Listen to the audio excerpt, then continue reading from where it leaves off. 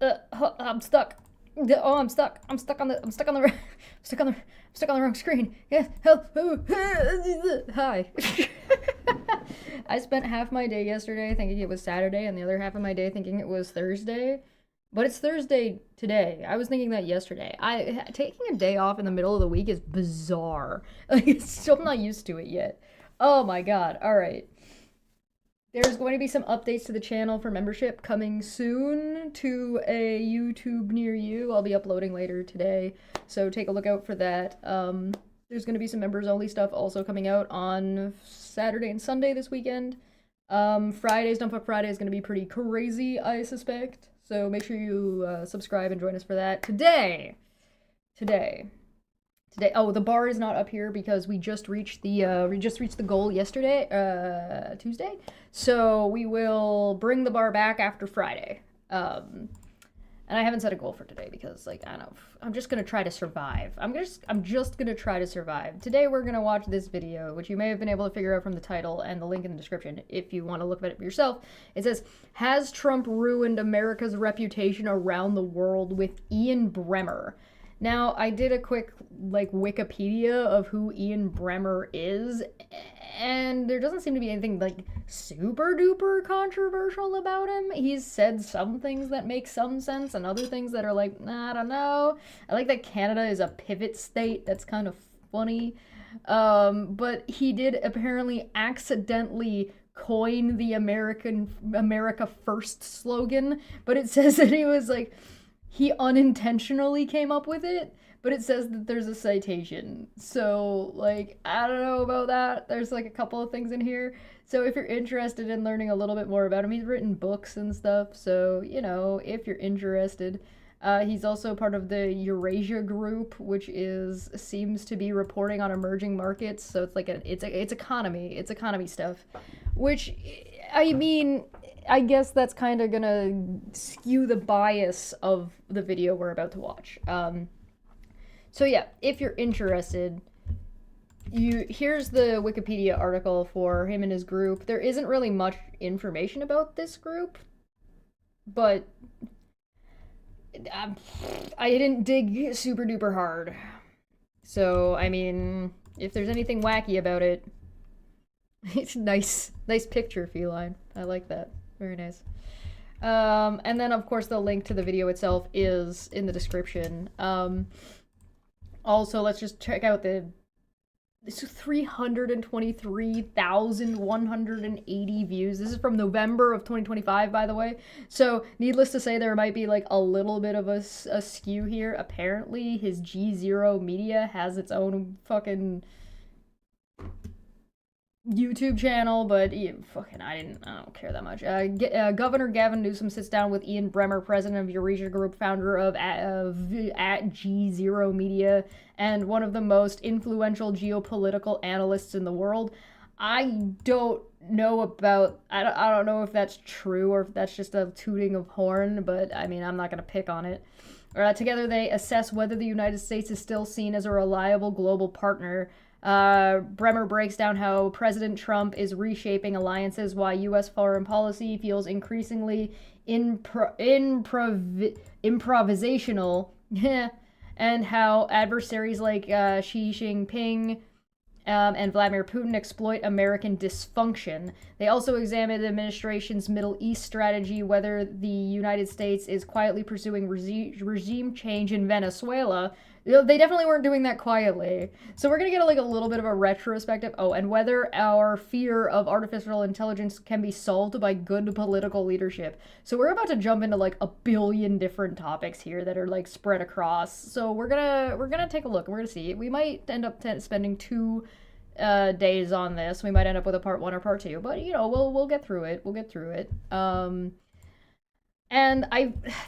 the one thing that I find odd, and maybe this is just a me thing. So if we go to the top of this guy and where he's from Massachusetts. So I don't mean I don't mean to say that that's wrong or bad. It's not bad to be from Massachusetts. What I mean, what I mean is I find it odd that, oh, hold on. There we go. I find it odd that when Americans talk about how the rest of the world views them, they speak to other Americans as opposed to speaking to non-Americans.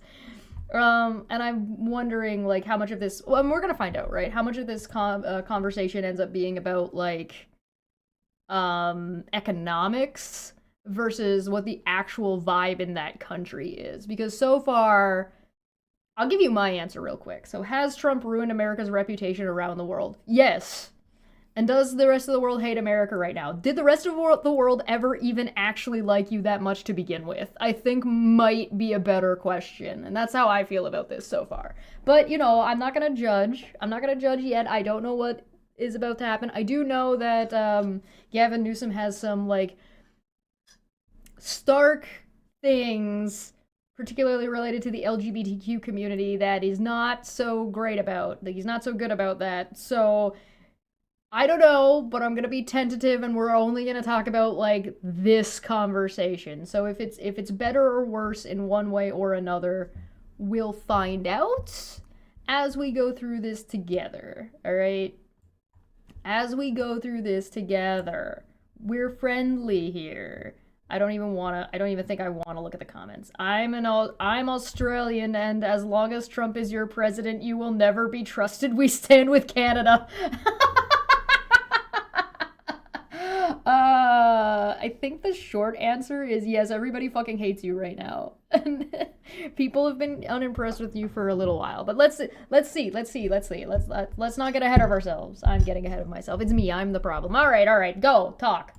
Fundamentally change the U.S. political system so there are no longer checks and balances on his presidency. My principal enemies are inside the House. They almost tried to kill me. It was this close. Reality has punched him in the face. I think that what Epstein represents to Americans are these assholes can get away with anything.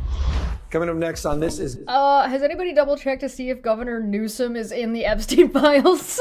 I haven't looked to see. Is he in the Epstein files?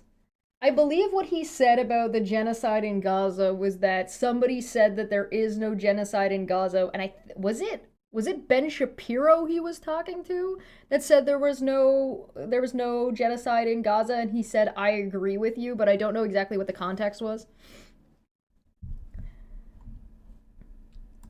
Gavin Newsom. I just sat down with Ian Bremmer, the founder and president of the Eurasia Group, started G0 Media. It's a fancy way of saying a world-leading expert on geopolitical risk, on politics, on business and its intersection, and of course, you should probably specify that his expertise is in economics, right? Not like quality control, not level of happiness, not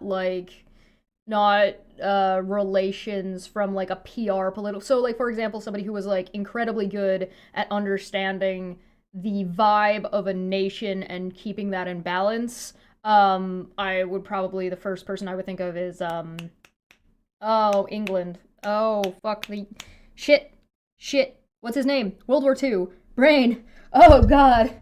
What's his name? Shit. Hold on.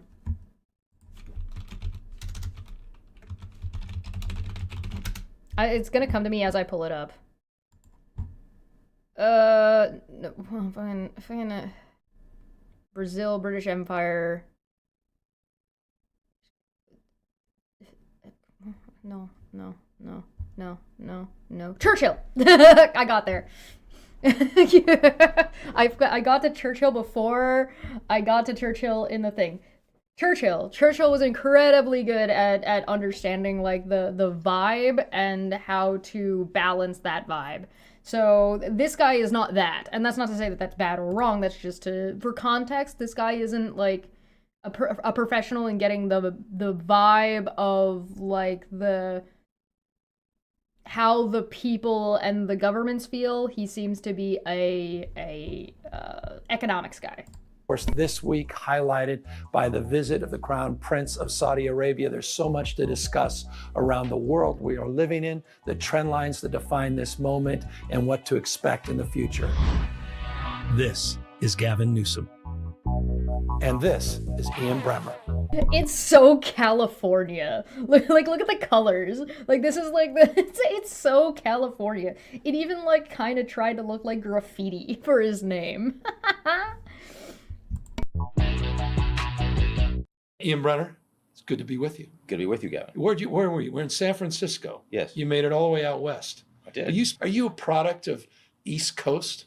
What are you doing out here in the West? Yeah. I grew up in Chelsea, Massachusetts, just outside Boston, and I live in New York now. All right. Well, and I like it. I do like it. Do you like it? You can't move me out. Okay. Well, I'm not trying to. That's a good point, and we'll get to a little bit of the East Coast. I lived out here for a few years. Where were you? Stanford. Were you? Oh, of course you were. Sorry. Of course you were. Hey, they let me in. Kid from the projects let me in Stanford. I'll just drop it right away. Well, you're at Columbia University as well. You're all of. They're almost charismatic. But look, let's contextualize, because I think for me, I'd like to sort of level set about, sort of in the Tom Friedman zone of what world are we living in?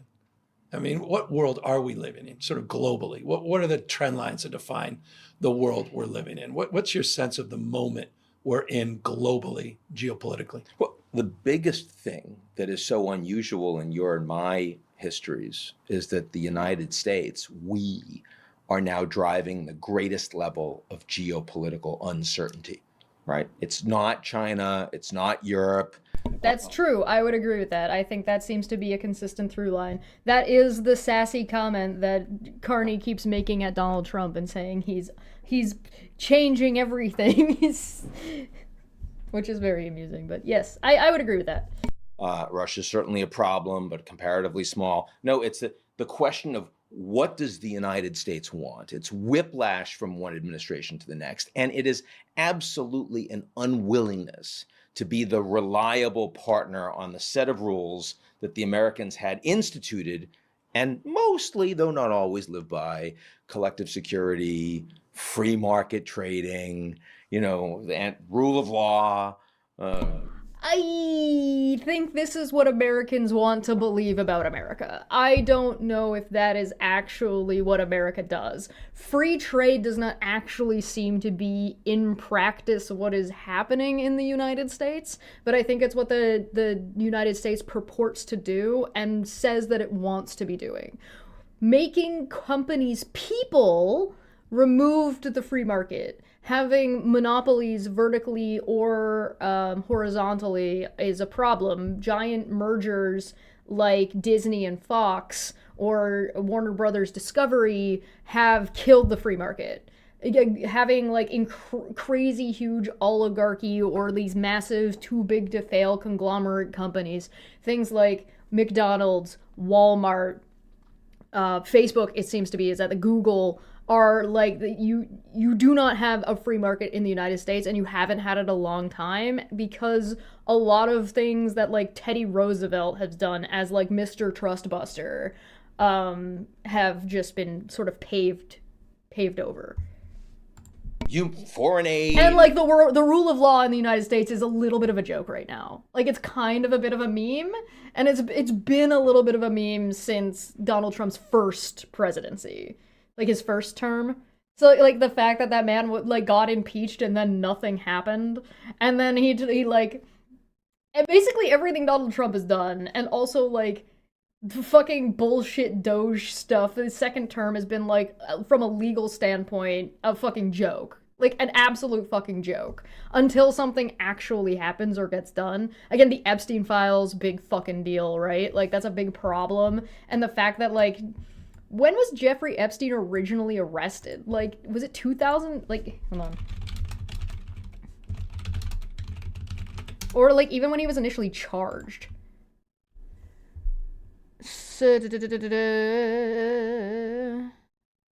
oh, let's just go to the Jeffrey Epstein Wikipedia. Great. 2005 in Palm Beach, Florida, they began investigating him. Arrested in 2019. So, like, bro, the fact that nobody else was arrested after 2000, well, I guess Janine or whatever her fuck her name is. 2019. There was another issue in 2009, right? Hold on, let me reopen that. Did I miss something? Whatever. The point being is, like, especially like with the overturning of Roe v. Wade, with how laughably corrupt the Supreme Court is, with like the number of fucking people that fucking cops that just kill people all the time, school shootings on the daily, the rule of law of the United States is a little bit of a joke and has been a little bit of a joke, at least in amongst itself. And then you have, like, you know, all of your presidents being war criminals ostensibly, like, come on. maybe I can appreciate that this is what you want America to be, and this is a goal that you think America could strive for, but it sounds more like you're selling me something and it's not really what it is. You know what I mean? Like, again, That's just, again, I'm a Canadian and also not a fucking professional. Yeah, by the way, I'm Canadian. That's one of the reasons I'm watching this, is because I'm a Canadian, and I can tell you right now, fuck you. It's kind of the vibe. It's kind of the vibe. It's also the vibe that I've heard coming from Germany. It's also the vibe I've heard coming from Greenland. It's also the vibe I've heard coming from Denmark. It's also the vibe I've heard coming from a good portion of the UK and Australia. It's like everybody that I've been around and looking at, it just kind of has a big go fuck yourself vibe going on. So, you know, I thought I'd come and help answer the question from a layman's perspective. Let's keep going. All right. Trading, rule of law, foreign aid. And again, I would like to remind everybody, this is Donald Trump's second term. He did tariff bullshit to Canada in his first term. So let's not pretend that that wasn't a thing that was going on, because people seem to forget that. I mean, all of these things, huge questions. And countries all over the world, especially our allies, saying, we don't believe that the United States is reliable going forward. So the issue of reliability, so you talk, and you've written a lot about this notion of unpredictability, reliability, but never both and. And that's the world now we're living in. This notion of being unreliable and unpredictable. That's anomalous, even by Trump 1.0 terms. Completely. Yeah. I mean, they've been through Trump 1.0, and I think a lot of people assumed Trump 2.0 would be the same. And they were really wrong. I mean, I don't know. In Canada, we were kind of prepared. We kind of knew this was going to happen. I don't know if there's, like, really that much that Trump has done that we weren't, quote-unquote, like, expecting. I would say that, like, Trump has been, like, there are things that he's done that he's moved a little bit faster on than I thought that he would have. But, like, we knew what Project 2025 was. We knew it was down the line. We knew he was going to do these things. We knew there was, like, we weren't surprised by the tariffs because we did them last time. And, like, he's done everything that we already knew he was going to do. And, like, maybe it's been, like, a little bit bigger or a little bit more extreme than people thought. But, I mean, are we really that surprised? Have we really been that surprised by this shit? Like, I feel like, I don't know about that. I'm not sure. Because, I mean, the other part is that we knew, especially with Mitch McConnell and the Supreme Court, and the way they ruled during his first term and into Biden's administration, like, I think we knew. The guy was literally fucking making faces and noises to insult disabled people. Like, he literally was running around being like, oh yeah, just grab him by the pussy. Like, guys, Trump has said most of what he's planning on doing out loud, so I'm not entirely sure the rest of the world has been that surprised. I think it's gotten shook, but, like, just for a second, consider the following.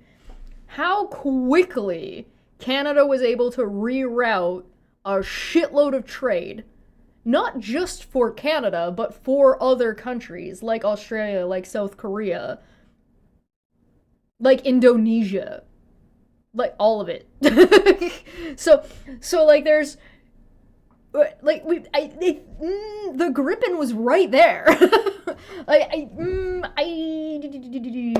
as an American, I hope we get banned from the Olympics or something. International consequences are appropriate. We deserve it. I think it's going to depend on kind of what happens in the next year or two.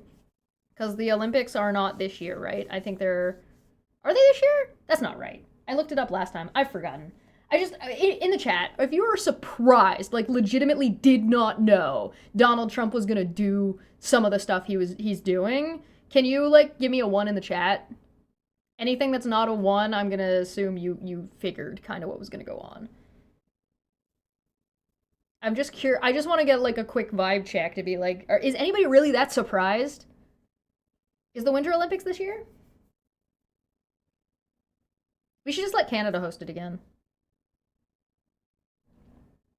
Oh, it just started. Summer Olympics are in 2028. Thank you. Yeah, we should boycott it. Everybody should just not go. Everybody should just not go. Ah, well.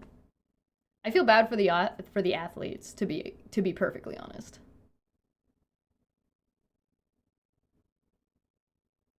$69, so you're not surprised. Just give me a 1 in the chat if you're actually surprised. Sable, I can't do that kind of math. Don't do that to me. I just got off of Twitch, and so I'm not back used to the fucking YouTube delay. Nobody's dropping a 1 in the chat. Not a single person is like legitimately surprised. I don't feel surprised. I feel like more disgusted and offended, but like Canada was pissed, but I don't think we were that surprised. Maybe surprised is the wrong word. Startled? I don't know. Because like, I feel like we saw this coming, but also we're like, maybe it won't. All right, let's keep going.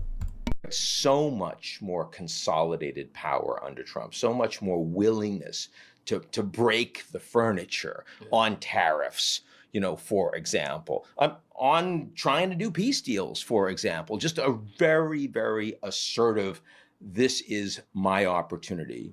My principal enemies are inside the house. Right. They almost tried to kill me. It was this close. And so I have to be a revolutionary president. And you've used that word revolution. And some people have balked at that, saying that may be overstated, though you've made the point, not dissimilar to Gorbachev himself, some of the revolution we saw, at least economic revolution in China, that you can certainly make the case that Trump's policies vis-a-vis the rest of the globe is revolutionary. I think that, again, in our lifetimes, and this is why... It depends on how you're using the word revolutionary, I guess. If you're just to say that it's incredibly different and it's going to change and set new precedent, yes, I would say yes. What Donald Trump is doing is revolutionary in that regard. Is it going to end up good for the United States? Probably not. Not so far, at least. The geopolitical uncertainty from the U.S. is so great. There have really been 3 attempted revolutions that have had global impact. The first, Deng Xiaoping, an economic revolution, not a political revolution, in China, successful, and brings China ultimately into the WTO and into the global economy. Right. The second, under Gorbachev, when I cut my teeth as a graduate student, my first trip outside the US was to the Soviet Union in '86 when he had first come in. Huh. This was a political and an economic revolution, right. Completely failed, and the Soviet Union collapsed as a consequence. And the third, a political, though I would argue not an economic revolution, here in the United States by Trump, and we don't know if it's going to be successful or not. And by the way, Steve Bannon... I might want you to define successful. Like, as in, it fucking successfully plunges the United States into, like, economic turmoil and potentially civil war? Well, yeah. Successful as in it maintained power for an alleged amount of time? Sure, probably. But, like, good for its people? Yes, no? How are we defining successful? Alienating, I don't know. I'm not sure how he's defining successful here. Bannon would completely agree with that. He wants it to be successful. You absolutely don't. A lot of people feel very differently, but the fact that Trump wants to fundamentally change the US political system so there are no longer checks and balances on his presidency, either from Okay, if the definition of successful means that Donald Trump successfully changes the power structure of the United States to his own benefit, then he has been considerably successful so far since his last presidency. Will that stay the course? I hope, for the sake of Americans, for the people of the United States out there, I hope that the result of the things that Trump is doing ends up with some fundamental structural changes that are better for the people in the United States. That's what I hope.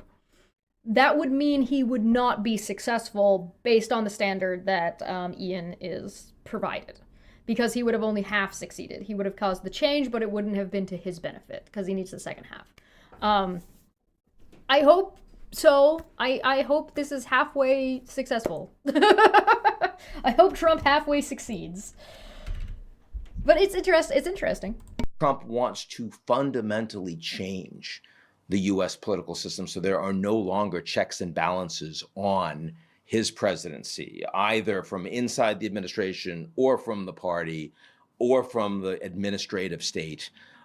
Or from the judiciary. I mean, or from the media. I mean, as we saw, you and I are taping this on a day that Trump, went directly after ABC and said they should have their license taken away, didn't like a question, tells the head of the FCC, you should be looking into that right now. That is not historically something that is compatible with the United States, but under a political revolution, it might be.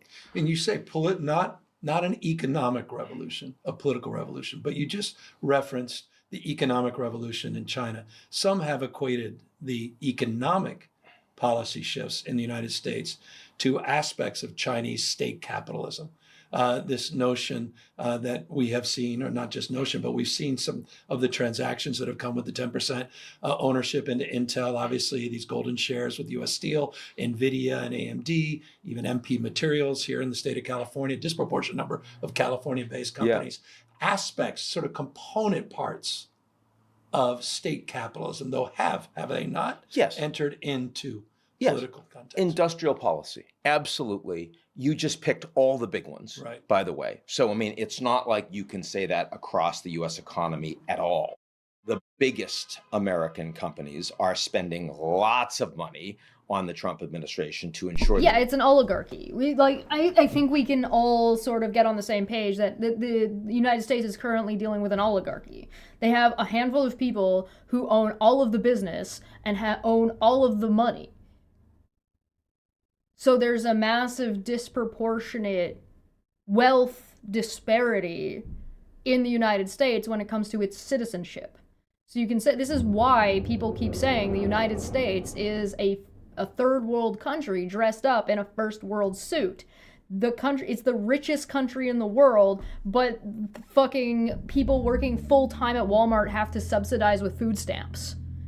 Don't have universal health care.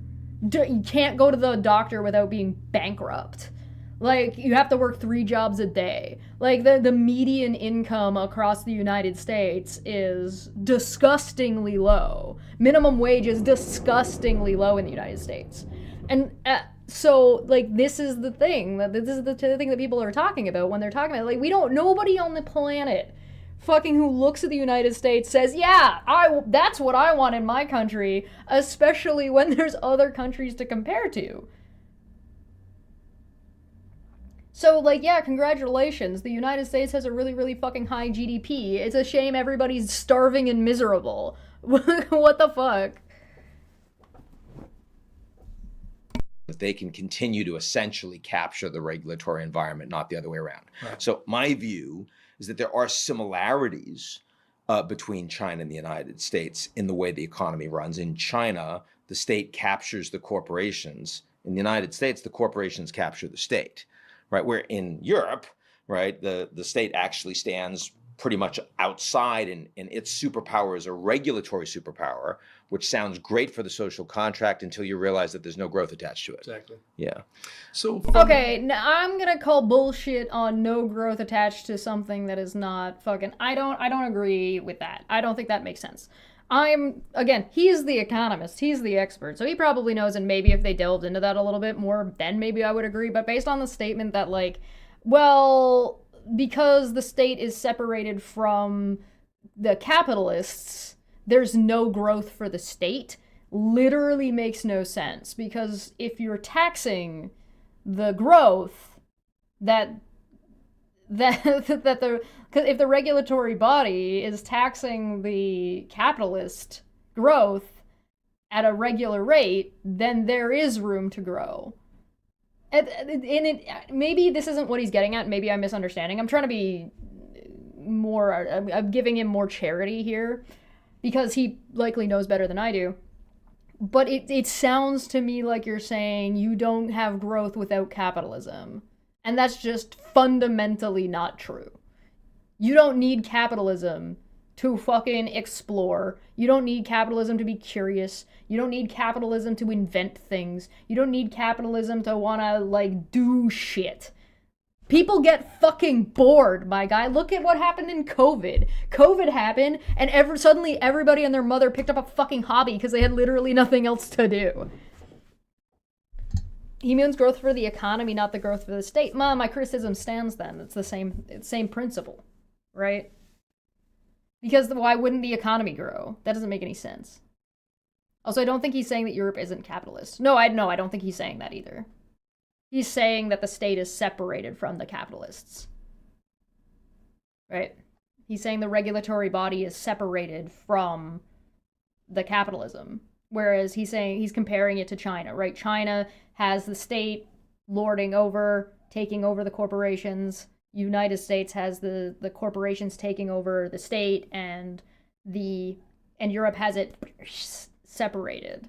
But he makes this claim that, but when you're separated like that, there's no growth. So he doesn't criticize the other two, but then criticizes that one for some reason. I'm not sure why that he felt the need to throw that in there. But like I don't know. Maybe I'm totally misunderstanding what he's fucking. COVID was a boon for Tamagotchi and Digimon virtual pets. Yeah, no doubt. Perspective, back to sort of the alliance. There's some alliances, and now this notion of predictability or unpredictability, reliability. Would you describe, an alliance first framework that sort of defines the post-World War II order, the last 75, 80 years, to now an American first framework, or is it an economic first framework, or is it just Trump an impulse in the context of what his revolutionary construct or ideological frame represents? Well, so one of the reasons why I don't think it's an economic revolution is because even though Trump might be interested in some of that stuff, reality has punched him in the face. So, for example, he tried to start a trade war with China and force them to bend the knee. He tried to put an effective economic boycott on the Chinese. It didn't work. Yeah. Xi Jinping was... Okay, but you called the other failed one a revolution, but that it just failed. So what you're saying is that Trump is trying to do an economic revolution and just failing? Is that what we're getting at here? Wasn't getting on the phone and jumping and saying, "Please, sir, can you take this off?" Did that surprise you, the extent to which China leveraged, particularly on rare earth minerals, their strategic strengths in relationship to that? Do you think that, was that a surprise, not only from your perspective, but do you think that surprised the Trump administration? Oh, it clearly surprised the Trump administration. The part that surprised me was not the capabilities that the Chinese had developed in critical minerals and rare earths. They've been building these up for decades. Right. It's very obvious that this is like a really strategic move to have that leverage. But what surprised me, and I think surprised a lot of people in the field, was the view that their ability to suddenly actually regulate through licensing and have a scalpel that would allow you to really hit American companies and not necessarily hit other companies. And to be fair, like when they announced these licensing agreements, suddenly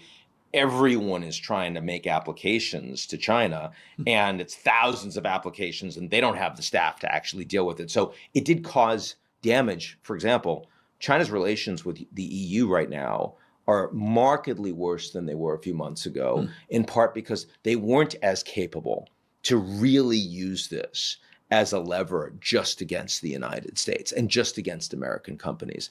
But their willingness to do it, together with their getting up to speed really, really fast, I think was surprised everyone to at least a degree. And the fact is that the Trump administration is not prepared to have this fight with the Chinese. Now, what does that mean?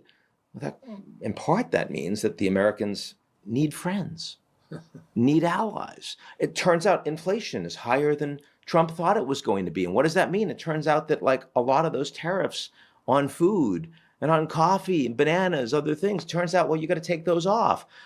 Turns out that Trump probably doesn't have the ability to use IEPA individually as the president, as everything is a national emergency, no matter what country, no matter how poor, how rich, how small, how big, and that the Supreme Court, at least the initial arguments look like that's going to hit him back pretty hard. All of that implies that he may have an idea, grand idea that I'm the biggest actor out there, and therefore the law of the jungle, I'm the predator. And so as the apex predator... There's actually a really good point. Sorry to interrupt him, but he's got a really, really good point here about how the United States is doing politics right now and how it's very similar to China. Like the way Donald Trump and his administration does politics is very much the strong lead and fuck everybody else. China and Russia both run in the same kind of way. So, same with North Korea. That all of them have that sort of top-down fucking person in power has all the power and everybody follows behind. It doesn't seem to work very well for very long periods of time. Like maybe in the short term it can work. In emergency situations it can be incredibly useful. But in regular long-term data, I mean, I guess it's been working for China for a really long time, so maybe I'm wrong about that. China's a little bit unique when it comes to the way it functions, though, because you have, like, Hong Kong. So, like, even to a degree, China has realized, and especially with what China's doing now, right? China making deals with Canada, China going out of its way to try to take over or try to take the place of the United States as a reliable trading partner opens up China for a lot of potential change, hopefully for the better. But again, operate with caution as you would any foreign power. But it doesn't work very well. I mean, Russia has been embarrassing itself on its fucking 3-day war with Ukraine. And America is just, like its president, sort of just shitting itself on camera for everyone to see. And, like, in the long term, it's just kind of gonna get worse and worse and worse and worse and worse. And it does not... And this doesn't seem to be, like, something that the American people, like, people from the United States don't seem to really buy into this as much as it might seem as, like, smaller demographics. Right? Maybe I'm wrong. I mean, the white Christian nationalists seem to be into it, but that's like a fraction of the US population. So it doesn't seem to me that a lot of people in the United States actually buy into this authoritarian thing that they're trying to do. And it's like, it's a weird cultural shift, I think, that it would take time to get people used to. Everyone has to bow to me. But, you know, even the apex predator, like, picks off like a wounded wildebeest, but doesn't go after the entire herd simultaneously. Turns out it's not really working for him. So I think that in the past few weeks, we've actually... I don't really like the apex predator analogy because, like, what did he say, lion? Lion are pack animals? A lot of apex predators, the lions, wolves, hyenas, like, plenty of... those are social? I mean, tigers aren't, like, a lot of big cats aren't social hunters. I guess bears aren't really social hunters. So, dolphins are pack hunters. They're apex predator. I mean, sharks usually actually school a lot more than you might think. But, like, to frame, this is a very American thing to me, I don't framing the rest of the world and all the other countries as a pack of fucking wildebeest as if we're all prey animals is not maybe the rhetoric you want to be using right now. Maybe I'm wrong about that. As a Canadian, that just sticks out to me, I guess, a little bit, and being like, I don't know. Most Americans are not fascist, correct? Yeah, I like to hope so. Past the tipping point where Trump's global unilateralism is really getting constrained. Sort of peak Trump in that. And IEPA is the International Economic Emergency Powers Act, of which Trump has asserted, it's being litigated in the Supreme Court, that he has the unilateral authority without congressional approval to move forward with these tariffs. Yeah. But I have an issue with this. Not because I think either of them are wrong. I just have an issue with this concept. What the fuck is the court gonna do to Trump? What are they gonna do? What the fuck are they? What the fuck do you think they're gonna do? What consequences are actually going to happen? Let's pretend the Supreme Court comes down on Trump as hard as they possibly can. What's the consequences?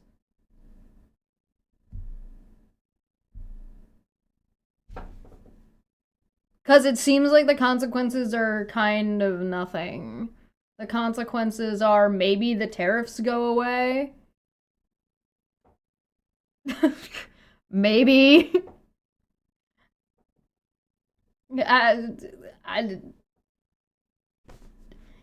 Is he gonna get fined? Like, what the fuck is this even gonna mean? Some of the lawyers will go to jail, right? Exactly. Like, that's what I mean. I feel like there's not, whatever the consequences are going to be, are going to feel insubstantial to the populace. You know what I mean? So, or like particularly to the populace of a foreign nation that's being terrorized by economic terrorism, right? Because that's what this is. This is economic terrorism, right? Trump is weaponizing and utilizing economics to try to terrorize and destabilize other countries, particularly Canada. He specifically said that that's what he was trying to do. He wanted to weaken Canada so he could take it over. This fucking bro, maybe don't announce you're doing that. I mean, maybe don't do that, but maybe also, like, don't announce it ahead of time. But at the same time, like, it's gonna come off as, like, if a handful of people that are all around Donald Trump get arrested or fined or sent to jail or whatever, the Canadians aren't gonna give a shit. People in Australia aren't gonna care. The penguins that are getting tariffed aren't gonna fucking give a shit.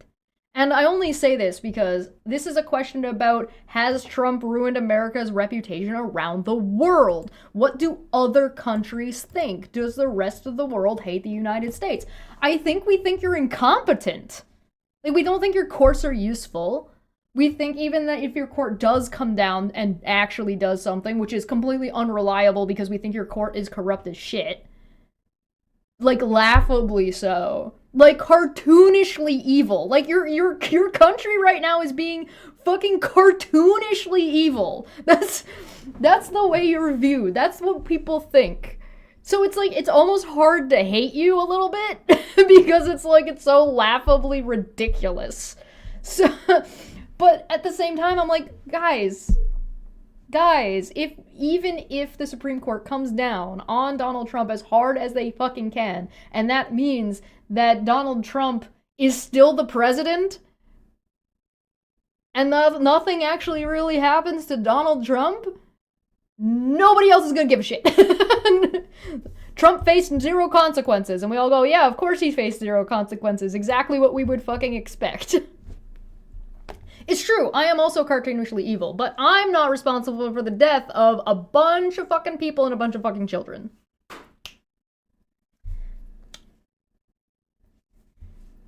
Yeah, there's also a difference between, like, the United States people and the United States government. If you wanted to say, a better question might be of what they're actually trying to answer is, does the rest of the world hate Donald Trump? And the answer is yes. Short answer, yes, absolutely.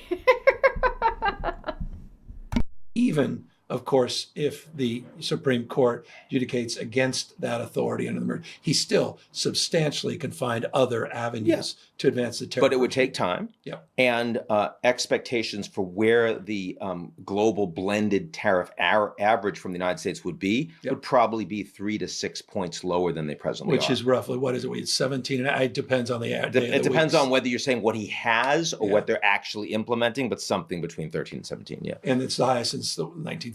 Without any question. And that's and it is now 2026, and we're seeing more crazy statements of like, put it up by 10, we're gonna be 200% tariffs. The biggest thing he's done on the global stage so far. So, and it seems to me that's the entire policy. I mean, every single thing is leveraged. Every conversation is leveraged in the context of that cudgel, isn't it? The tariff cudgel. With him, I mean, the Russia-Ukraine thing, clearly it's whether or not, you remember when the Ukrainians, when Zelensky came to the Oval, that horrible shambolic meeting, and he cut off intelligence and defense support for a week or two. That wasn't trade, but my God, that was important, sent a big message to the Europeans. There have similar in terms of the Abraham Accords and the F-35. So American military capabilities also have, I would say that's another significant piece of leverage. So let's yeah, I would be curious about what this guy's thoughts are on Trump directly fucking saying that the stuff that the American military is going to send out is going to be worse than what we actually have, and like we're going to fuck with people on, like, because to me that's just like, congratulations, you just hamstring and kneecapped your entire military industrial complex, which is a huge economic issue for the United States.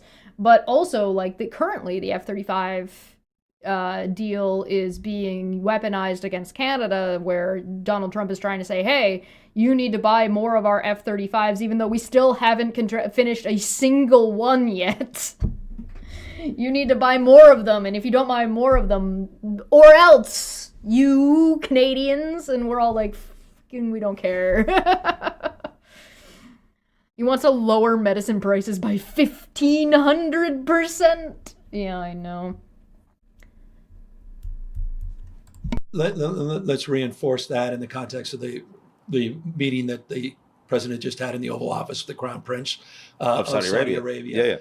Talking about transactions around F-35s, talking about potentially, well, though apparently they didn't talk about the Abraham Accords, but the prospect. They did a bit. What about that big fucking plane that Donald Trump was gonna get for free? The big bribe plane. I forgot about the big bribe plane. You guys remember the big bribe plane?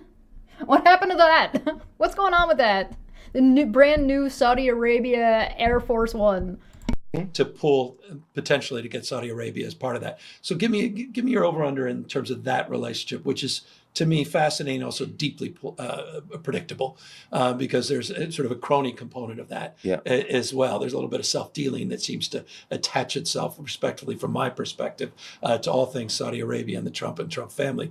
But how did you perceive that meeting, the importance of it, a little bit of the controversy around it, particularly in relationship to the murder of a Washington Post reporter? What was your sense of that? Well, there's so much to unpack here. Saudi Arabia today, over 30 million population in the region, is transforming itself in ways that if you haven't traveled to the kingdom recently, is shocking. Yeah. In a positive way, mostly. In an incredibly positive way. That this Mohammed bin Salman, if there were elections in Saudi Arabia, would almost certainly win 80, 85, 90% of the votes. He is, women were 11% of the workforce 10 years ago. They're now 36% in 10 years. Yeah. It's like a reverse Iranian revolution. Right, they're diversifying the economy. So it's not just oil and petrochem. It's actually meant to, and it's technology and it's tourism and it's sports and it's health and it's all of these things. Comedy.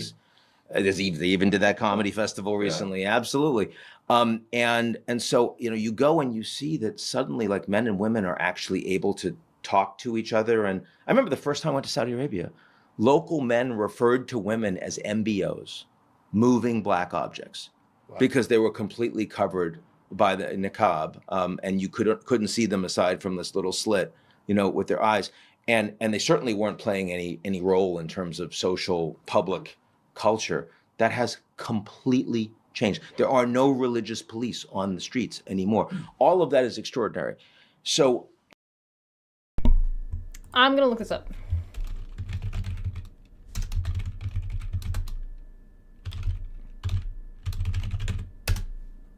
I'm gonna look this up. I hope what he's saying is true. I don't know much about it. Women's rights in Saudi Arabia. Many legal reforms since 2017. Human Rights Watch and Amnesty International. Saudi women are still discriminated against in terms to marriage, family, and divorce despite the reforms, and Saudi government continues to target and repress women's rights activists and movements. Prominent feminist campaigns include the Women to Drive movement and the anti-male guardianship campaign, which have led to significant advances in women's rights. Women's societal role in Saudi Arabia are heavily affected by Islamic and local traditions of the Arabian Peninsula, official version of Sunni, I think it's pronounced Sunni Islam in Saudi Arabia, as well as traditions of Arabian Peninsula and national local news. World Economic Forum Global Gender Gap 2024 ranks Saudi Arabia as number 126 out of 146 countries, exceeding countries such as Turkey and Lebanon. However, the World Bank 2021 Women Business and the Law Index, Saudi Arabia scored 80 out of 100, an above average global score. So it does look like it is improving, which is good to hear. Great, fantastic. Love that. Any country in the world, not just the United States, that is thinking about what are the future-oriented governments that you should be engaging with, Saudi would be on your list. Yeah. Having said that, the Khashoggi assassination, which the CIA said under Trump said Mohammed bin Salman was directly aware of, right? And then so suddenly today, and no one is, Khashoggi is no longer a thing in the sense that it was many years ago. You got Davos in the desert, all of the bankers, the industry leaders from the US, other countries, they're all going. It's not like the Saudis are suddenly a pariah state, not at all. Yeah. And I think Biden made mistakes on that, frankly, not reading the room. But for Trump to then take a question and pretend that not only did this incident not happen, to whitewash it and say, well, Mohammed bin Salman, he knew nothing about that, to say that, well, this guy Khashoggi was a bad guy. Like, what? You don't need to do any of that. Yeah. And yet it's almost like he takes pleasure in the opportunity in undermining the values that the United States has at least tried to stand for. Yeah, I agree. It does seem like Donald Trump likes to do that. Donald Trump also likes to pressure his base to just believe whatever he says, and he likes to push that line and push that line and push that line. And to me, it almost seems like he's trying to brag to the other leader, like, watch this, I can tell them anything, and they'll fucking believe me. And, it seems to hold true. Like, he seems to be correct. Donald Trump's base will believe anything he fucking says. Or even if they're not gonna believe what he says, they'll defend whatever it is that he's sending fucking tooth and nail. People are out there fucking defending Epstein right now. Like, are you fucking kidding me? Yeah, but there's also, something that people have to consider when it comes to, or at least remember when it comes to global politics. There's a big difference between a country making a deal with a country and the citizens and how the citizens feel about each other. Those are different things. So if there is an assassination, for example, in one country, and it is an individual, or even if it is a handful of individuals, those countries will not and cannot be enemies forever because they are countries, they are not people. Those people, however, from each of those countries, absolutely, definitely can fucking hate each other for incredibly long periods of time. If there's anything human beings are decent at doing as groups is holding a fucking grudge. Much of its recent history. net positive. So what Yeah, you're saying, net positive. Yeah, I mean, and he was treated like a head of state, even though he's technically not the head of state. But Yeah, there's still a important ally. king. Yeah. But as it relates, so it gives us opportunity just maybe then to get into the Middle East and the Middle East politics a little bit. The Abraham Accords are a big success for the Trump administration 1.0. Arguably his largest success. Largest success. Yeah. And what I love about you, you call balls and strikes, you're nonpartisan, and you're able to assess things without a deeply political lens, which I think is critical and important. I think it's important for us to acknowledge that, particularly folks in my party. But as it relates to where we are today and the ability to build on that success and the relationship to this quote unquote Middle East peace deal, the most significant, Trump sort of triumphed, and the challenges that persist in Gaza, Hamas, who appears not to have any interest in eliminating or at least setting down their arms, the challenges with the next phase. Bro, shut the fuck up, Gavin. Oh yeah, we're just gonna particularly pick on Hamas. Why should Hamas put their fucking weapons down when somebody bigger with guns won't fucking stop shooting at them? God fucking damn it. I hate this framing of this situation. I appreciate that Mark Carney has, he was, like, even before he was prime minister, started reframing the way the conversation around Palestine and Israel is taking place, because he's shifted it into a humanitarian issue and an issue of oppression, which I think is a really, really, really politically smart thing to do. But, like, Gavin, come on, guy. Can you not? Like, you don't need to just particularly pick. You could just say the issue. You don't have to go out of your way to, like, poke at this one fucking thing. It's fucking embarrassing. It's embarrassing is what it is. Phase of that peace deal, the importance of Saudi Arabia recognizing Israel, but first Israel recognizing a Palestinian state. How do you feel the state of the Middle East is today? Well, so first, balls. At least Gavin acknowledges the Palestinian state, but it seems to be not what he's saying. He's saying that Saudi Arabia is willing to do that. So I'm not 100% sure where he's landing here. Like, maybe that's intentional on his part. I feel like this, if you could be very fucking cut and dry clear about anything, this should be one of those things. And strikes, let's give Trump credit where credit is due. Nobody thought that Hamas was going to actually release all of the living Israeli hostages. And they did, with Trump pressure. And it was at the United Nations General Assembly. And I remember when he stood up and the speech was way too long, almost an hour. And there were only two applause lines, one when he finally finished. And the other, when he said, you want to end the war, Hamas has to let the hostages go. And almost everyone in the room applauded that.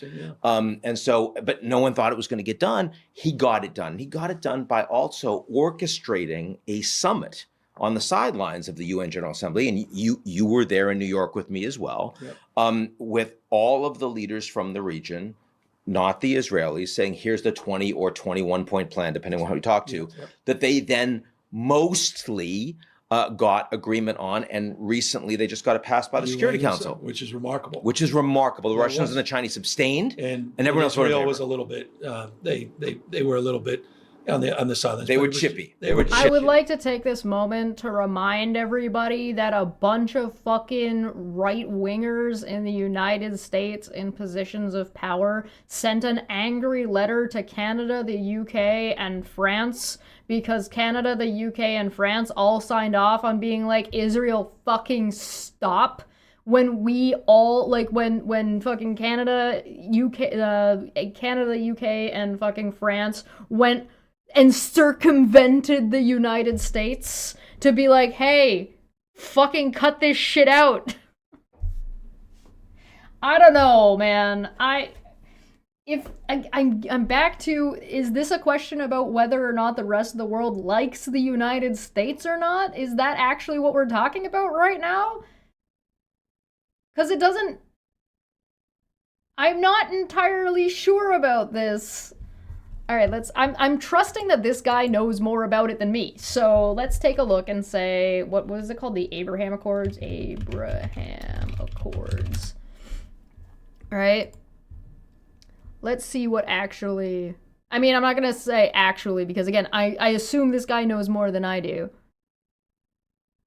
Unofficial cooperation between Israel and Sunni Arab states throughout 2010, driven by shared concerns about Iran. In mid 2020, a normalization deal between Israel and the UAE was brokered in exchange for the suspension of Israeli plans to annex the West Bank as proposed in the Trump peace plan. Agreements formalized economic, diplomatic, and security cooperation.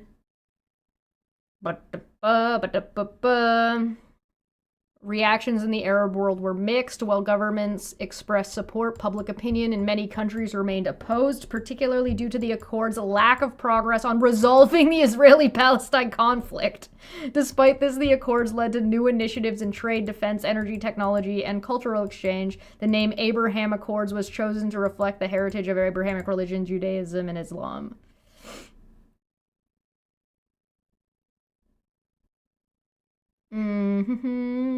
Israel began to tighten the Gaza blockade in 2006, and after Hamas came into power in Gaza in 2006. Egypt's assistance in 2008.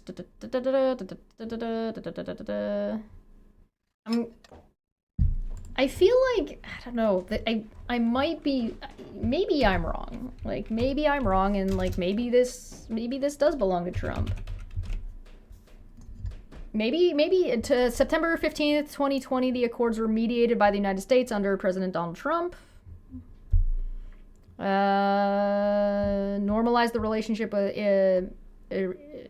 with Israel through Sudan's agreement remains unratified as of 2024. In July of 2025, it was reported that the second Trump administration was seeking to expand the Accords to include Syria, Lebanon, and Saudi Arabia. And in November, it was announced that Kazakhstan agreed to join. In December of 2025, Netanyahu expanded the Accords on his own initiative after Israel recognized Somaliland as an independent country, pledging to join the Accords. I'm just looking at the Wikipedia.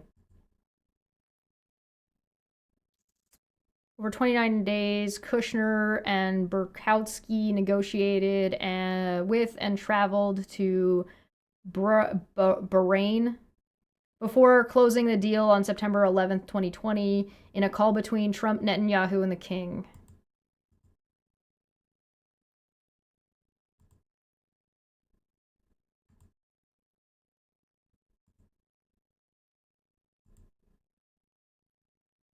In July of 2025, it was reported that the second Trump administration was seeking to expand. I just read that.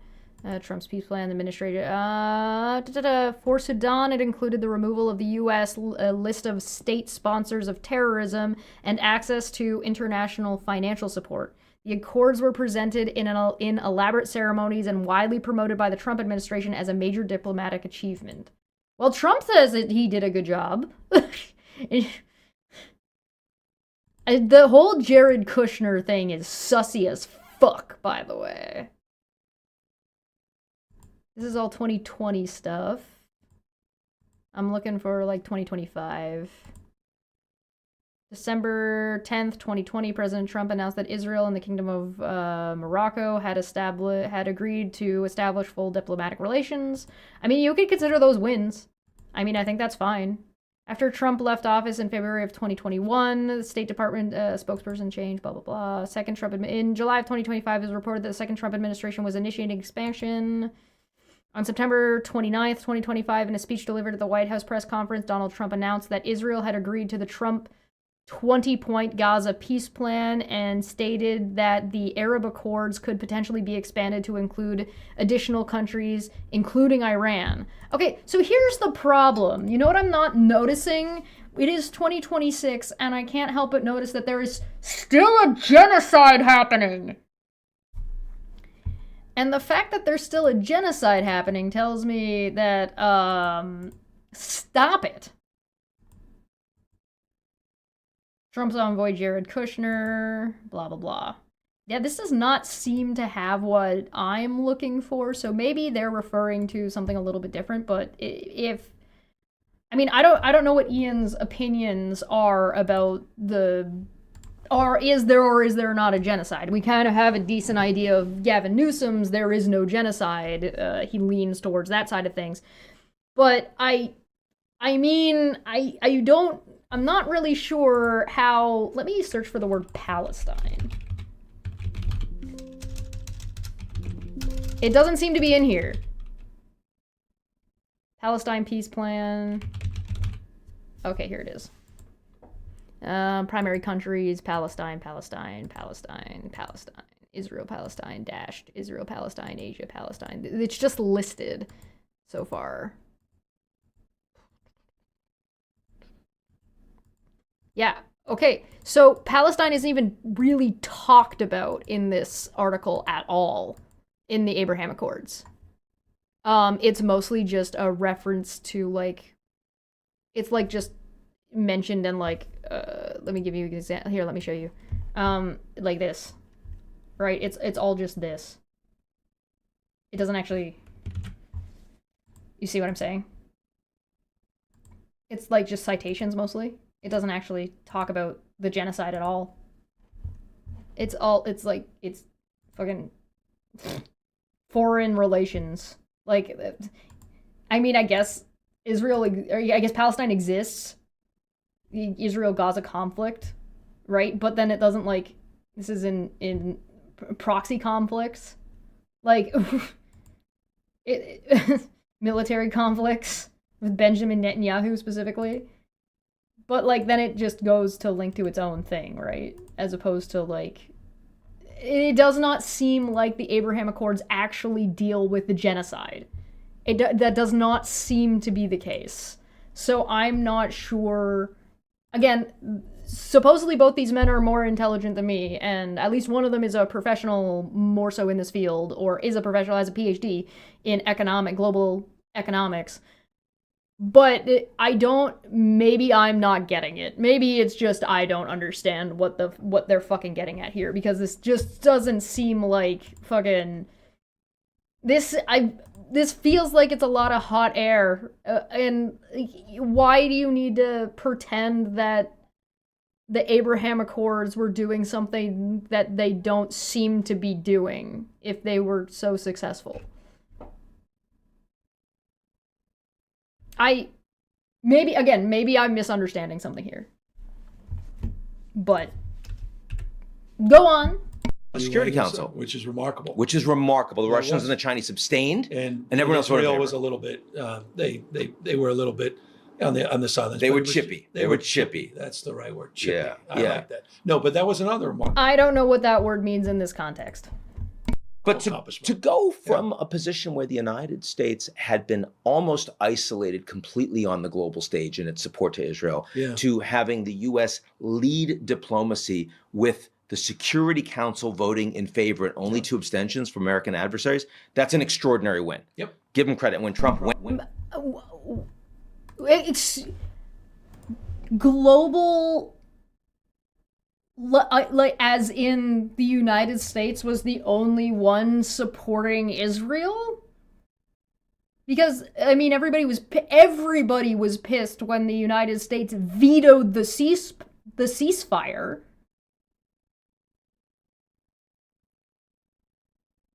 But, like, to say that Australia didn't sign on to the fucking acknowledging Palestine thing that France and Canada and the UK did, and for a lot of the time Australia is pretty usually on the same page as Canada is. I'm sure they have their own reasoning and whatever they're doing. I don't know the details. I'm not saying that to be critical. I'm saying that to say that as a fact.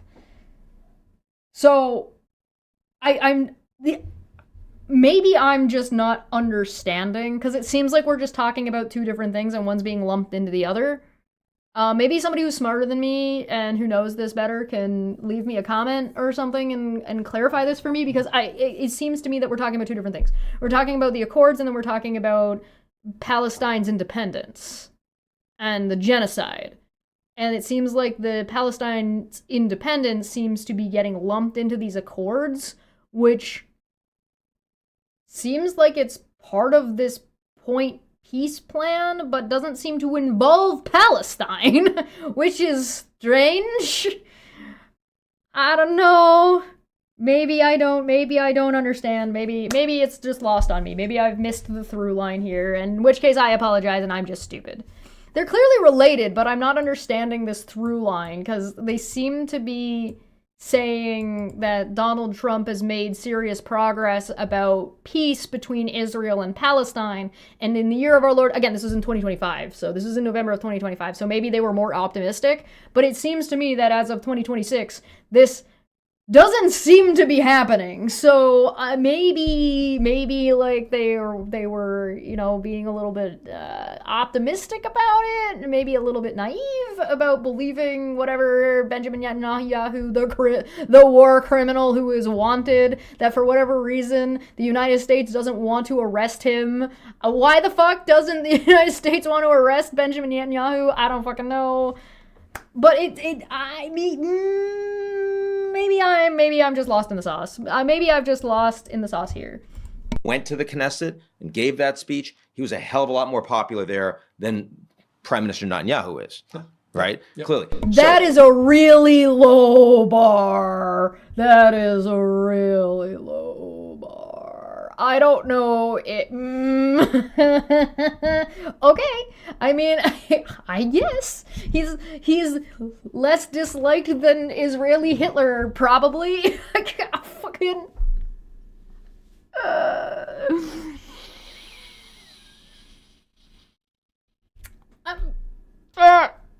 Okay.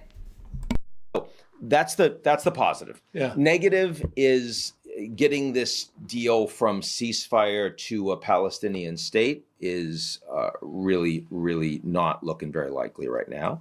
And that's why the Saudis were not prepared to show any leg on the Abraham Accords. And when I was in Riyadh, same thing. They're like, yeah, we're very happy. We'd like to do it. We'd like to engage. We'd like the technology, all that stuff. Right. But not until we see a clear pathway to a Palestinian state. And right now, with this leadership in Israel, it is not happening. So you saw Trump just brought the Kazakhs into the Abraham Accords. You see that? I saw that a week ago. They're not even, it was an unrelated party. Well, but it was just to show momentum. They already had relations with Israel for like decades. Yeah. It's like when Trump announced that he ended the Azeri-Armenia war, which is great because they weren't actually fighting. Nobel Prize and the 10. Well, now they said they were giving Trump credit for this thing, and now it seems like they're giving him credit. It's all empty. It's all empty credit. So maybe I just completely misunderstood, and they were actually just making fun of Trump the whole time. I'm lost in the sauce here. He steals. I know. But the point is the Abraham me. Accords are not going to include the Saudis for the foreseeable future. That is the reality. Future. Yeah. Where are we? What's your over/under? And I've been reading some of the things you put out. How concerned are you about Hezbollah in Lebanon? How concerned are you about what's happening in Beirut or not happening? Where do you see things going in the short term? Well, the Lebanese government, after the ceasefire, said that they were going to work to ensure that the heavy weaponry that Hezbollah had in the south of the country near the Israeli border, they were going to destroy that critical infrastructure and make sure that those weapons weren't there. They've done none of that. None of that. But a couple of cases where U.S. has intelligence, provides the Lebanese government, they respond to that. But this has not been proactive. Nobody thinks they're going to actually get this done. And that means that Israel is going to start mowing the grass again. And that means more strikes by the Israelis. I expect it. Now, whether or not mowing the grass? Is that a common phrase? This guy keeps using phrases that I don't recognize, like chippy and mowing the grass. I don't speak American. That is limited strikes, drones, missiles, aircraft just across the border, or whether that includes special forces insertion in Beirut. There's a big difference between those two things. Either could happen. But I'd be stunned if we have this staying quiescent over the coming months. Tony Blair heading this effort. In Gaza. In Gaza. What's your over-under on success in that respect? I mean, the idea, if Hamas is not going to put down their arms, of an international security force coming in, armed security force, seems less likely under those circumstances, or am I off? Less likely, but also everyone that's been traveling to this coordination center that they've set up just on the Israeli side of the Gaza border, and it has like one floor with the Israelis, one floor with the Americans, then one floor with the multinationals. And apparently, first of all, much bigger, much more capable than people think. The U.S. much more directly involved now in terms of ensuring that humanitarian aid is getting in. Good. The Israelis are in some of the meetings. They're not in all of the meetings. So there is an effort to really have people that are capable of moving the ball, and also, as the administration has called it, babysitting. So senior officials that are constraining him so that he can't destroy the progress in the process. Now, also, Tony Blair. Okay, I'm not gonna lie. I like the look on Gavin's face here. Look at Gavin Newsom's face while he's saying this. He's just like, really?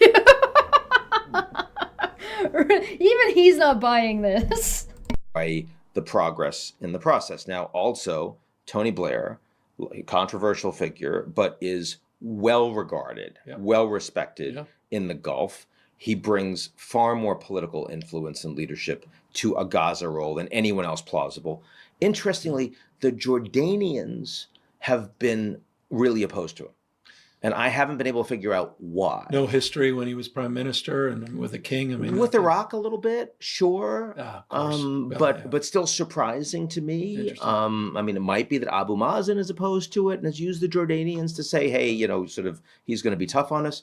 I'm not sure, but I think that everyone would be fortunate to have Blair in this role, frankly.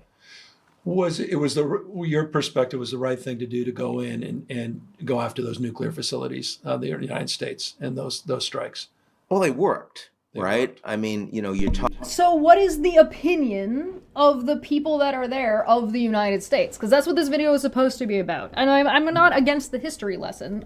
This is all useful knowledge to me. We're in a depth that I'm understanding the Middle East and everything that's going on there is definitely beyond just me. So I'm more than happy to hear varying perspectives on this, but I do not have the know-how to know whether or not something is true, and even necessarily to form an opinion about whether I agree with what this person is saying. I'm just getting a handful of, like, bullshit vibes. I'm getting maybe it's not bullshit, maybe it's fart sniffing, but, like, I'm not seeing the through line about what this administration is doing that is causing a positive outlook of the United States in the Middle East. Which is I think the question they're trying to answer based on the title of the video and what the title of the chapters are and kind of what the questions are. So, like, what's the through line here? What has Trump done that makes that is... Because they're trying to say that there's been some, like, Trump has had some positives in the Middle East, and they're trying to say that, like, things with in regard to this Abraham Accord. But I can't put my finger on what the through line is, and when I can't put the finger on the through line, I feel like I'm being bullshitted. I feel like I'm getting fucking sold bullshit. And again, I'm not from the United States. So as, like, not a United States person, like, putting out a video talking about how people outside of the United States view, or how countries outside of the United States view the United States, you'd think you'd have, like, at least some clear-cut answer to some degree. So, like, maybe I'm wrong, and maybe I'm struggling because I'm not smart enough for this conversation, or at least I don't know enough of the history, I don't know enough about the Middle East and what's going on in the Middle East to put my fucking finger on it. So maybe I'm just a fucking idiot, or maybe I'm just not educated enough in this particular area, but I'm hearing nonsense. I'm getting too many fucking red flags, and too much of this sounds almost a little bit like cope. That, like, oh yeah, no, the United States is getting wins in the Middle East. Really?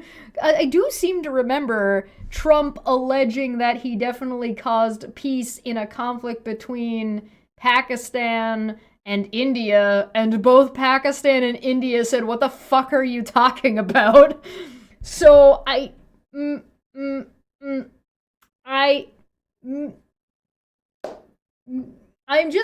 sensing bullshit, and maybe there's somebody else who knows more about this, who would be able to fucking pinpoint what the bullshit actually is.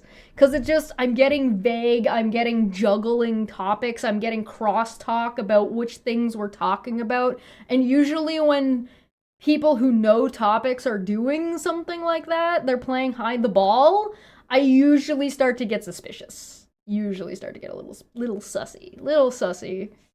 I'm trying to be charitable, though. I'm not saying that I don't know for sure that I'm being bullshitted. I'm just getting the sense that I'm being bullshitted. Talking about intelligence estimates, you probably delayed the Iranian program by some 12 to 18 months, and the Iranians were incapable of any response, marshaling any response to the Israel. Oh, are we talking about that random time that Donald Trump definitely blew up that thing that he fucking failed at? Is that what we're talking about? You guys remember that, right? That fucking airstrike that he did, and then everybody was like, and he was like, "This was such a successful strike," and everybody else's intelligence went, "The fuck are you doing?" Is that the thing we're talking about? I remember that. Fuck. Oh, okay. Good job, Trump. Clap for the monkey. Now I know you're bullshitting me. Israel or the United States. Most of it was done by the Israelis. The Americans saw that was successful and nothing happening. Trump wanted to get in. But then the war was over in short order and no American boots on the ground. So, look, on balance, with an Iranian government, remember, Trump had Bibi in the Oval Office, and while he was there, and everyone was pissed off that you didn't arrest him. I'm going to start engaging with the Iranians. I want to see if we can get to a diplomatic deal. And there was some effort, and the Iranians weren't really willing to go there. So I'm a little bit, okay, friends, I have a little bit of a let's call it a nitpick. I don't know if you can blame anybody else for not wanting to negotiate with Donald fucking Trump. Alright? He's clearly not somebody that can be negotiated with. He's clearly just a fucking terrorist, and as we learned from the United States, you don't negotiate with terrorists. So, I don't know if you can sit there and blame everyone else for being like, oh, well, they didn't want to go there. Oh, they didn't want to make deals with an unreliable... somebody that you've already established is viewed as an unreliable partner? And an unpredictable partner? What? But I would also like to point out, by the way, that they seem to be, like, skimming past or, like, talking around the entire concept that literally everybody and their mother is playing Donald Trump like a fucking fool. Like, every other fucking government. Russia is playing Donald Trump like a fucking idiot. Benjamin Netanyahu is playing him like an idiot. The Chinese fucking embarrassed the shit out of him. Mark Carney, fucking Macron are fucking laughing their way to the fucking bank right now. Fucking everybody is just trolling the shit. Our fucking not even our prime minister, our fucking representative for Ontario, our provincial leader trolled the shit out of him. Like, he's getting played like a fucking fiddle. And it seems odd to me that you're gonna have a conversation about has Trump ruined America's reputation around the world, and you're not going to acknowledge that all of these world leaders, whether you agree with them or not, and whether they're war criminals that need to be arrested or not, are fucking playing you? I feel concerned. I feel concerned for the people in the United States, because the people in the fucking United States should be aware of this. And if you're not gonna acknowledge the problem, you're never gonna fix the problem. So, are they doing this on purpose? Do they not know? Have they not noticed? Clearly these two men should be smart enough, right? But in theory, like, the expectation is there that they should know and should be able to see this, right? I mean, Gavin Newsom's fucking doing it half the time. Have you seen his fucking Twitter? Like, oh my god. Like, the Gavin Newsom's Twitter account, I swear to god, they hired the Wendy's guy. The guy who used to run the Wendy's account that was just constantly fucking savaging the shit out of fucking McDonald's and KFC and shit. So, like, clearly they know, or at least Gavin Newsom knows enough to utilize the tactics. So, he must know that, like, Benjamin Netanyahu is trolling Trump to get whatever Benjamin Netanyahu wants. Which is not necessarily what the Israeli people want, by the way. But, like, so is everybody else. Fucking everybody's puppeting Donald Trump like the useless fucking idiot that he is, and everybody's just like fucking pushing the brakes and basically just trying to slow him down as much as possible to buy themselves enough time so that way everybody can settle their business. And yeah, get all their ducks in a row before, Donald Trump explodes like a pustule. Like, am I crazy? Am I wrong here? Ninjester has been a member for 1 month. Thank you very much. We're fine. Fine is spelled F-U-C-K-E-D, right? Yeah, I know, right? Right? How long have we been live for? Okay, we got some more time to look at it. Ultimately, that meant, this is not like the Gaza situation, certainly not like Qatar, where, the Israelis made strikes, the Americans weren't happy about it. In the case of Iran, the United States was pretty much on board with, okay, we're going to let you guys have at it. Let's go back to China.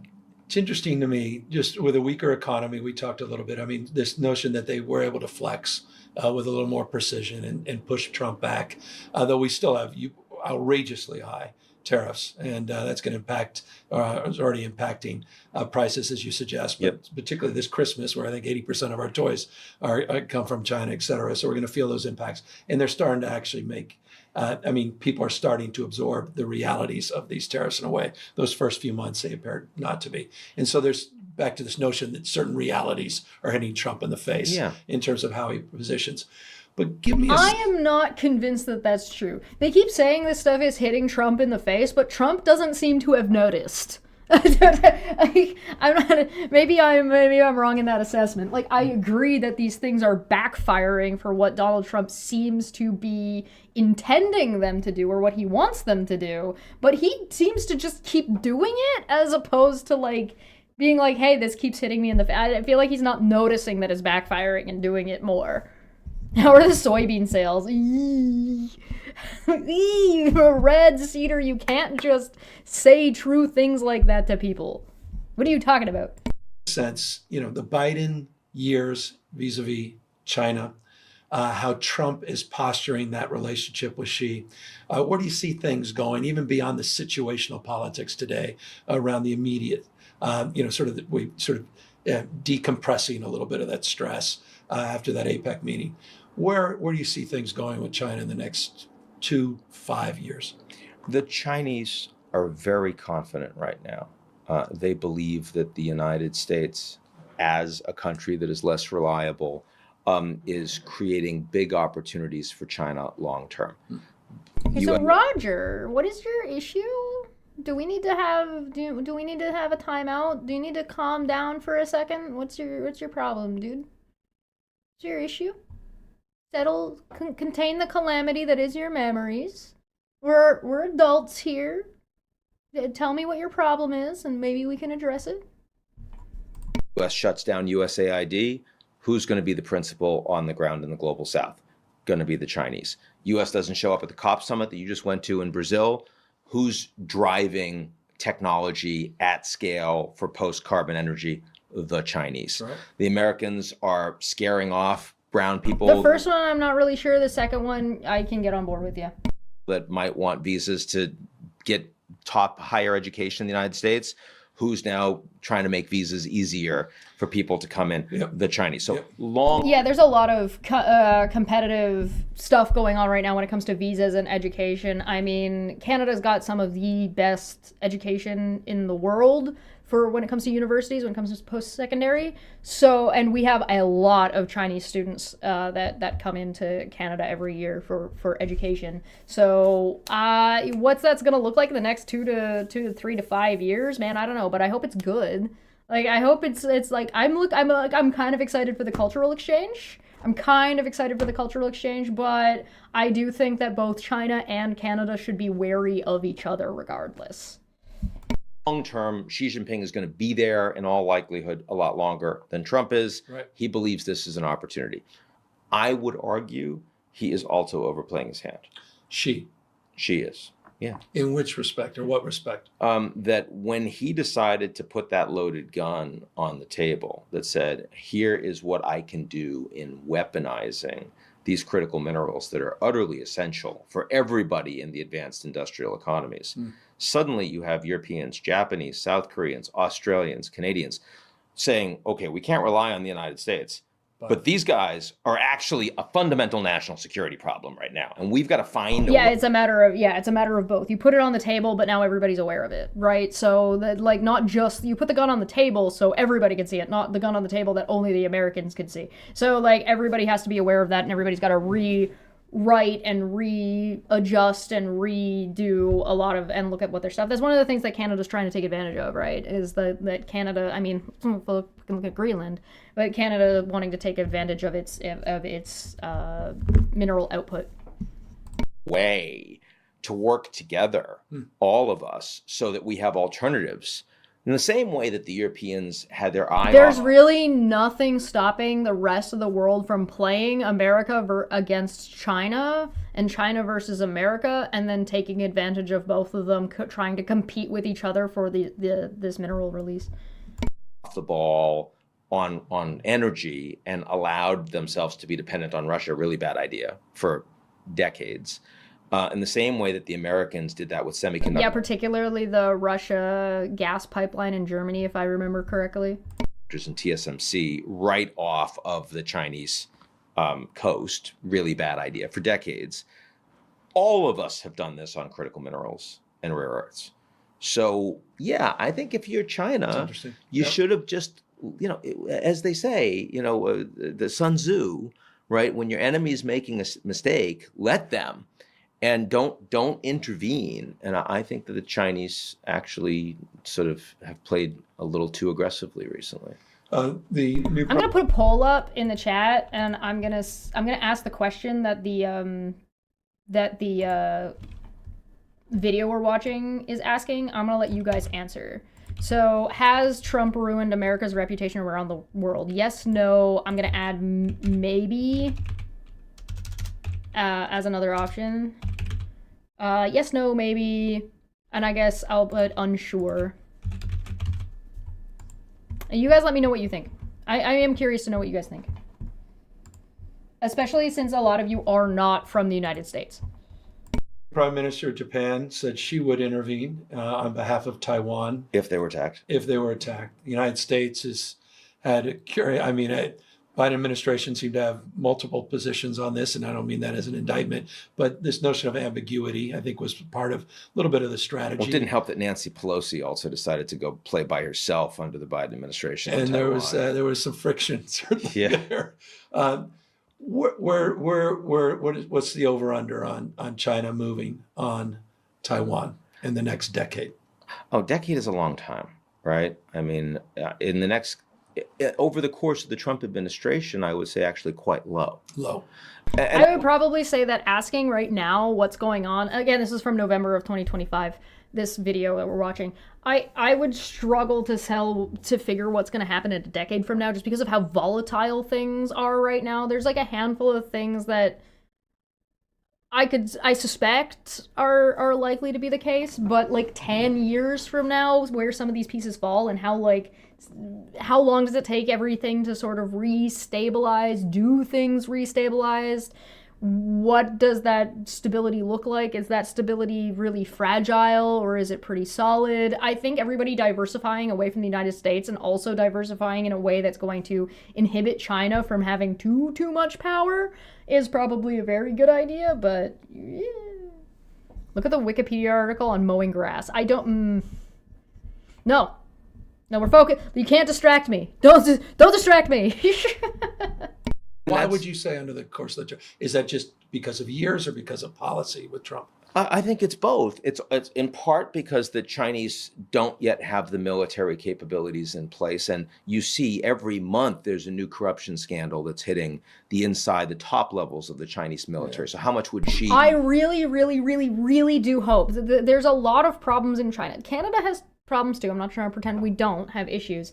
China has a lot of fucking problems with the way their government runs and the disparity between their government and their people. Like the disparity between those things and the difference between the way Hong Kong is run versus the way the rest of China is run, and how old is China, how young is China, right? Because there is also like a historical precedent for that. Like China's only kind of really been one place as quote unquote China for like not that long comparatively, especially compared to how long its dynasties were, right? Like again, China has a rich history. It's got a long-reaching history.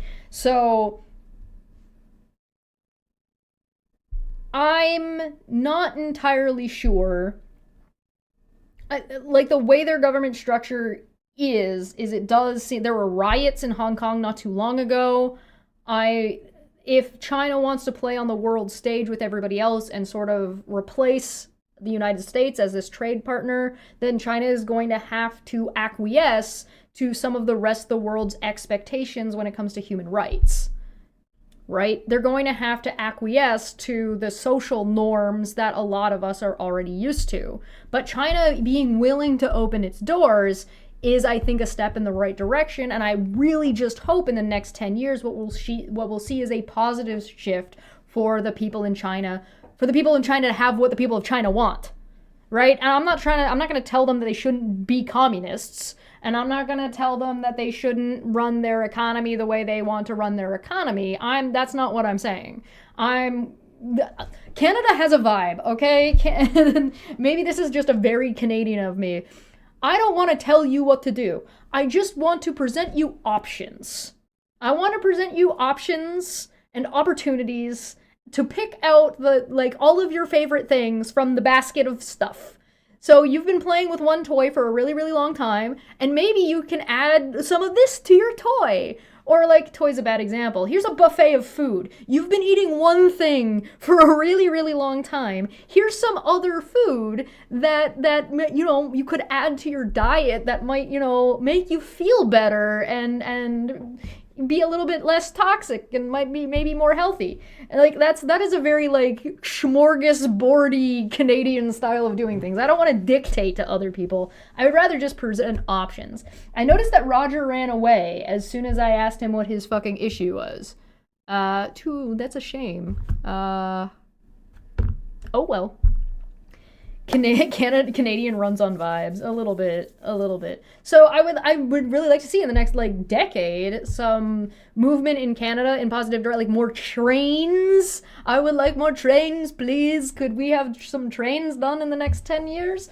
But and China's got some cool train shit. Can we have some of your cool train shit? That'd be nice. We trade some of your cool train shit for some fucking canola oil or something.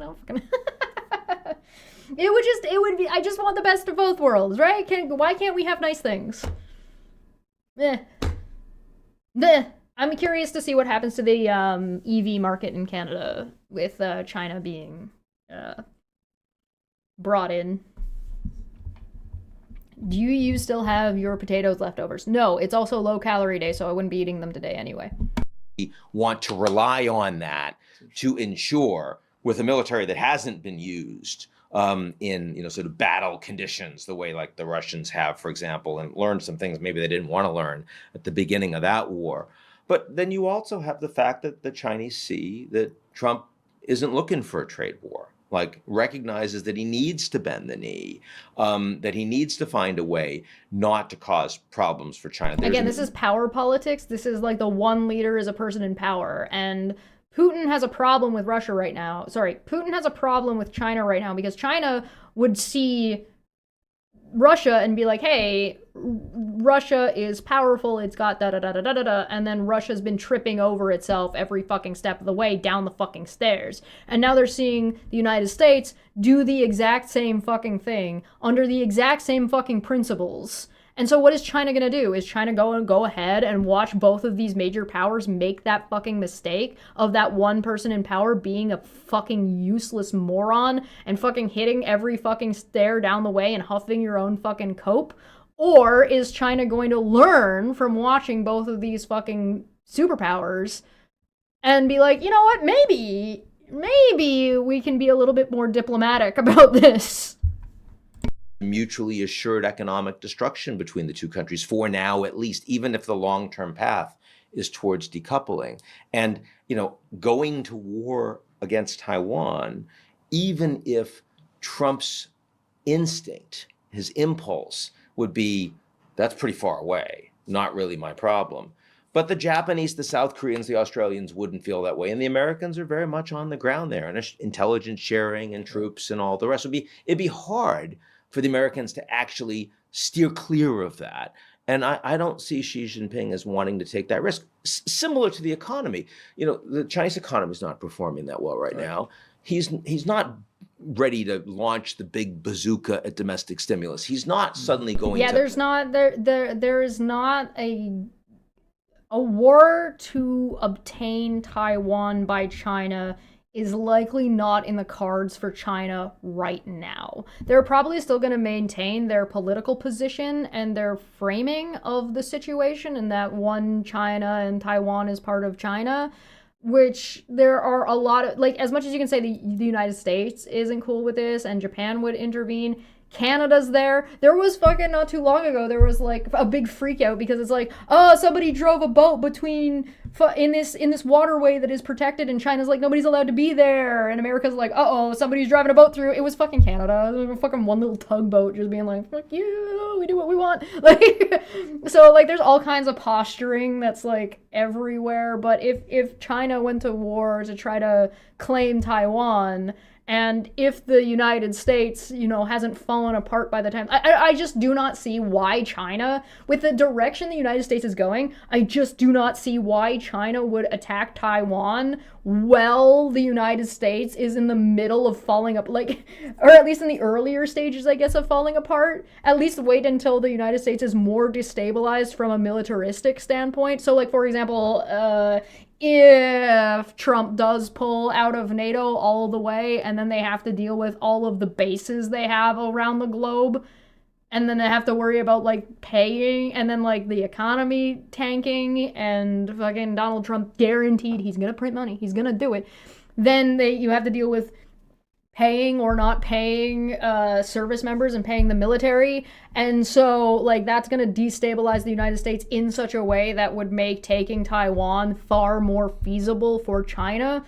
assuming that Canada and the UK and France and Japan and the other NATO members haven't already made some kind of backroom. I feel like even the last year, especially since Trump left the G7 early, and there were other people that were invited to the G7 that were not official members.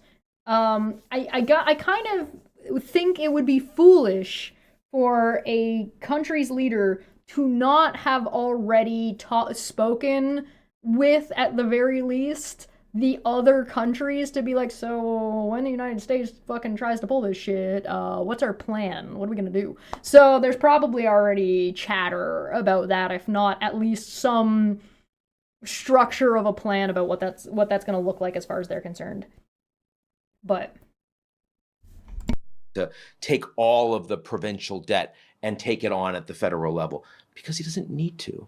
Because Xi Jinping is thinking about 10 years down the line, as you suggested, 20 years down the line, and the fact that he can wait. He is patient. He is more risk averse. He's being quite cautious about some of these bigger long-term strategic issues. I agree with this. I agree with this. I think that there is an opportunity right now for literally every other country because of the way the United States is behaving, and it's smarter to take advantage of that opportunity in a way to build yourself up than it is to tear somebody else down. in my humble opinion. Specifically like Taiwan. Is the policy of the United States decoupling or is it de-risking? I think it is long-term, it's decoupling. And that's an aggressive thing to say. But, you know, when I think about the commanding heights of the global economy over the next 5 years, we're talking about AI and advanced technologies. And these are places where what the Americans are doing and what the Chinese are doing are completely separate sets of investments. They're not interoperable. We're taking our researchers out of each other's programs. We're not collaborating. We're not communicating. We're doing completely different things. And so, you know, we're going to other countries and we're saying it's not just about, if we want to talk about US-China, we have to talk about American diplomacy with third parties and say, well, we're pressuring the Mexicans to ensure there are no transshipments of Chinese goods through Mexico into the United States. We're pressuring the Netherlands to make sure that they're not actually, you know, sort of selling software design or semiconductors into China. We're working on all of these countries to build alternate supply chains so that we don't rely on the Chinese. That's not de-risking. That's decoupling. That's where the American. But also, everybody is now looking to circumvent the United States because you are not reliable and you are unpredictable, as we've already kind of established. One thing I don't like about this, they kind of just presupposed that. They kind of just stated that and then have continued on the conversation without exactly establishing why or how those things are the case. But, I mean, Canada only had tariffs on China because the United States was like, hey, Canada, put tariffs on these guys, please. And we went, all right. Now, I'm sure there's more, like, I'm memeing it a little bit. I'm sure there was more discussion around it and exactly what the strategy was going to be. But, like, come on, guys.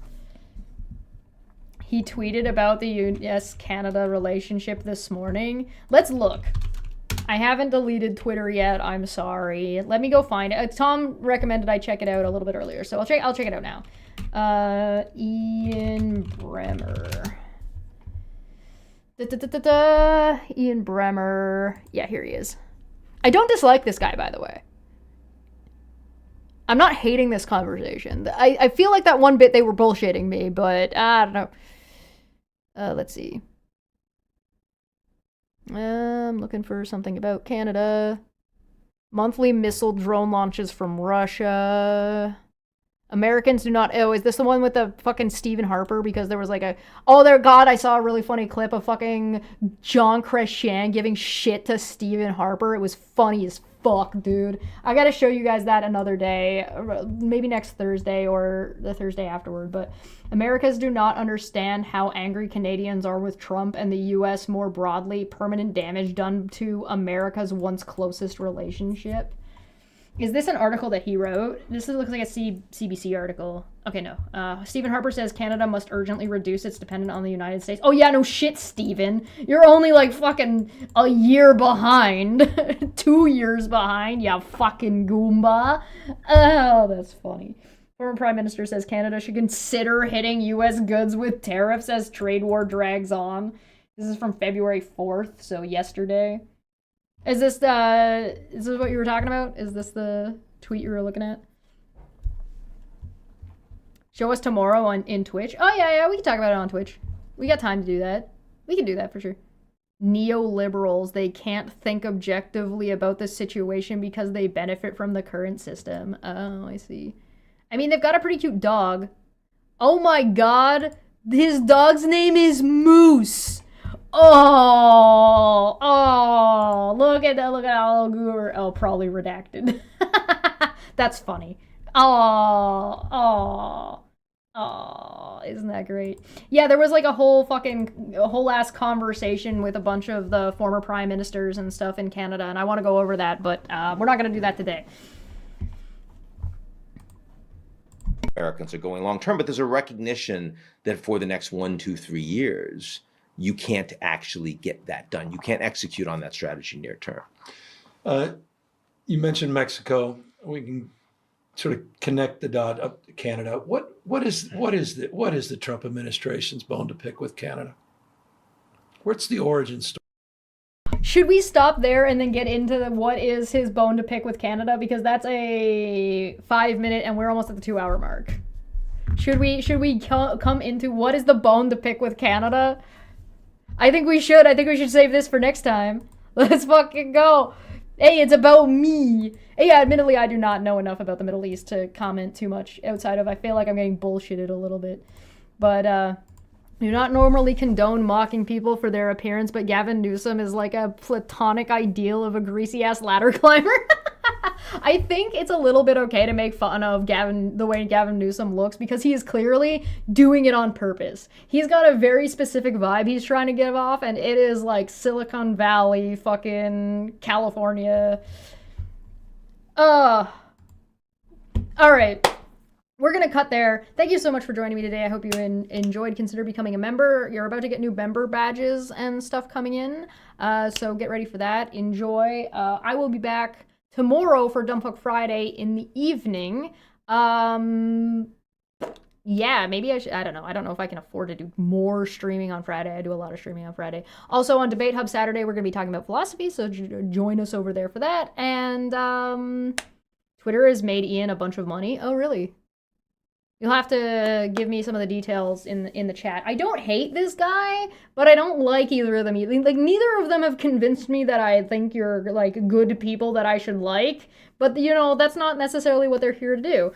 I'm still confused about some of this conversation about being like, what the fuck does this have to say about the way that the world is viewing the United States? Because they didn't even really get into what the Middle East and what each country in the Middle East thinks about the United States. They just kind of waffled it around for a little while. It didn't really go anywhere. But whatever, that's just me. That's just my thoughts on it so far. Thank you so much for joining me. I'm going to get on out of here. I will see you guys next time. Have a good day, everybody. And see you on Chill Monday for Chill Monday things. I can't wait to watch the fucking prime ministers fucking ribbing on each other. Fucking Jean Chrétien is so goddamn funny. That man is hilarious. He has lost none. He has lost 0 riz. He's still got all the fucking riz, that man. Oh my god, the Shawinigan handshake. Alright, I'll catch you guys soon. Have a good day, everybody. Bye-bye.